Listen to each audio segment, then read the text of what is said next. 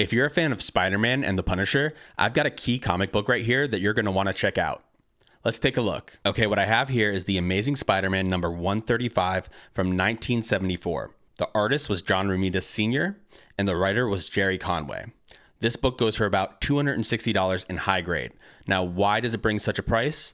Well, it's actually the third appearance of the Punisher.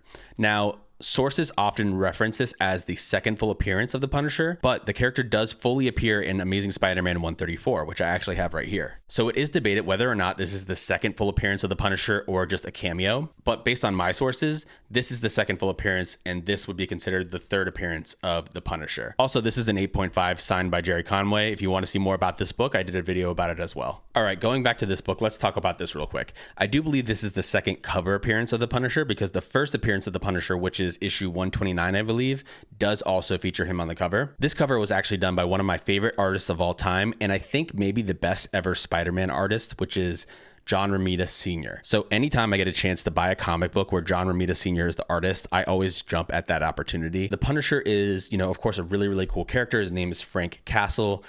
He has a tragic backstory where his family is unalived, and this is one of the motivators, of course, to him becoming this vigilante character. He has extensive training from the military, and he's an extremely intelligent tactician when it comes to, battles and approaching a conflict. I think the Punisher is just so cool because, number one, he's an anti-hero, and as we all know, the anti-heroes are usually fan favorites, and Frank Castle is definitely a fan favorite. He also doesn't have any superpowers, That's one of the reasons I like Batman, and for the Punisher, it's the same thing. He really has to use his tactics and planning and his advanced training to give himself the edge when he's going up against villains that usually have superpowers of some kind. So just the fact that he can operate on the same level as all these other heroes that actually have superpowers is really cool. And the Punisher is actually one of those characters where I personally need to do some more reading.